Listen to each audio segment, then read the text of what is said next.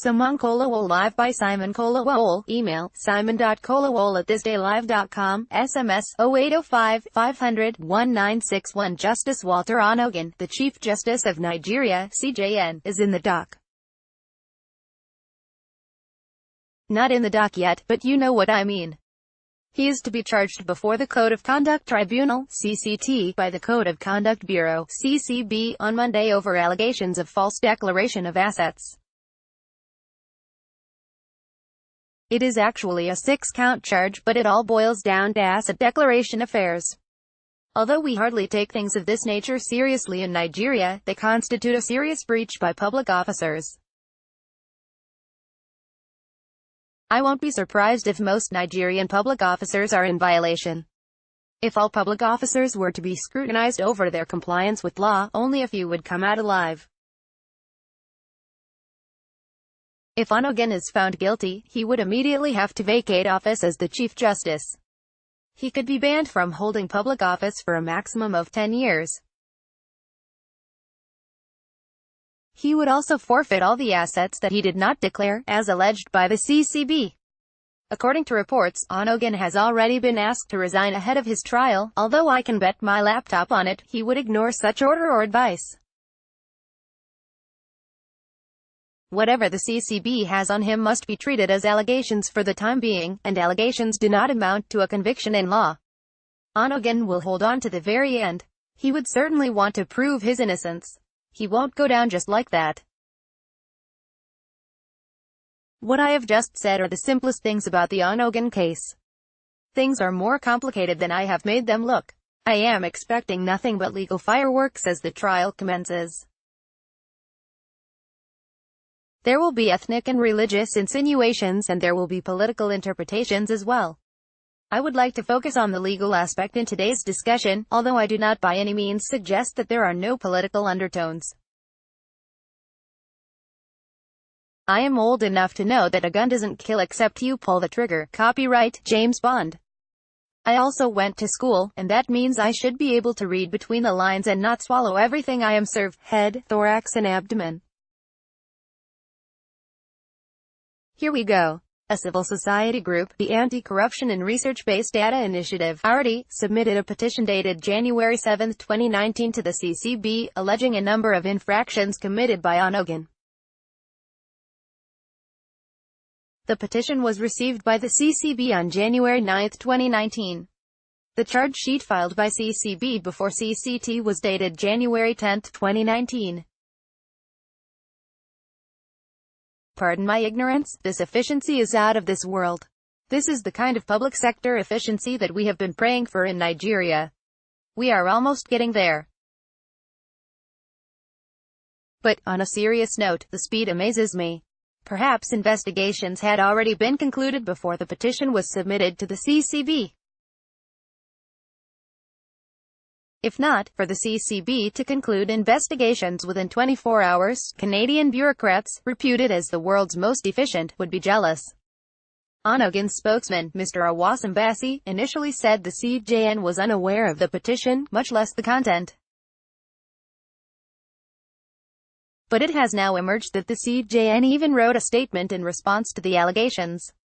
In the past, if an accused public officer admitted that there was an error in his or her asset declaration, no further action was to be taken. The irony, though, is that the Supreme Court, headed by Onnoghen, ruled that this no longer applied when Senate President Bukola Saraki pleaded it in his case. The law has been amended. Where are we? According to Section 24(2) of the Code of Conduct Bureau and Tribunal Act, prosecutions for all offenses referred to in this act shall be instituted in the name of the Federal Republic of Nigeria by the Attorney General of the Federation or such officers in the Federal Ministry of Justice as the Attorney General of the Federation may authorize so to do. Is the Office of the Attorney General involved in this case? We cannot say for sure, but I would assume that there may be other laws that allow the CCB to prosecute without the AGF donating its prosecutorial power to the Bureau. Whatever the case may be, government is one. That may not be an issue. And now to the crux of the matter. Can the CCT try a judicial officer? Something is telling me there is a due process issue at play here. There is a famous case appearing to show that the CCB may need to retrace its steps. In May 2018, the CCT struck out a 10-count charge by the federal government against Justice Sylvester Ngwuta of the Supreme Court, who was accused of concealing his assets.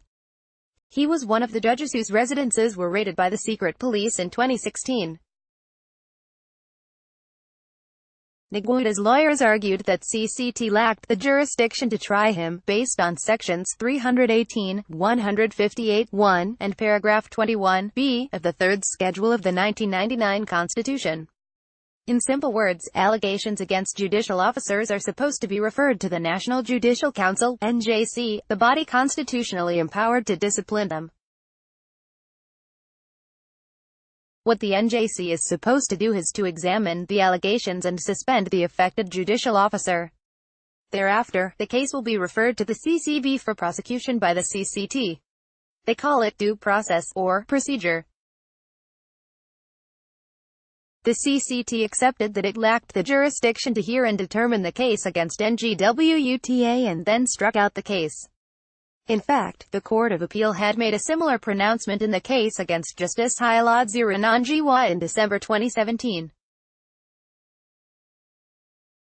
Because nothing has changed since then, the sun still rises in the east. Could the CCB have heard its own case so early in the day? I know little about law, but I can assure the CCB that the first argument Onnoghen's lawyers will make is that the CCT lacks the jurisdiction to try him. I know the counter-argument, though. Onnoghen is the NJC chairman and cannot be a judge in his own case. But I have a counter. That is why the word recuse was invented, so that judges can excuse themselves from some cases. I know the counter-argument. The NJC will find it hard to indict its own chairman. Too bad, but neither are we allowed to take the law into our hands in a democracy. Am I saying the CJN is above the law and if found guilty of breaching the code of conduct he should be left off the hook? No. I would never make such an argument even if I was born yesterday. Nobody is above the law in a democracy. We do not have two sets of laws, one for the high and mighty and the other for the wretched of the earth. Anybody who has broken the law should face the music. The only problem is that once processes and procedures have been so well defined in law and tested in court, there is nothing else we can do than to respect them. We just have to find a way of following these processes to achieve our purpose. Not surprisingly, there has been a deluge of outrage over the Onnoghen case. Some have imputed sinister motives. There are insinuations that Onnoghen was not wanted as the CJN in the first place because he is from a certain part of the country. He was appointed as the acting CJN by President Muhammadu Buhari in November 2016, but his name was not forwarded to the Senate for confirmation until March 2017 when Buhari was away on medical vacation. Onnoghen is the first CJN from the South since 1987 when the late Justice Aoyirikefe retired.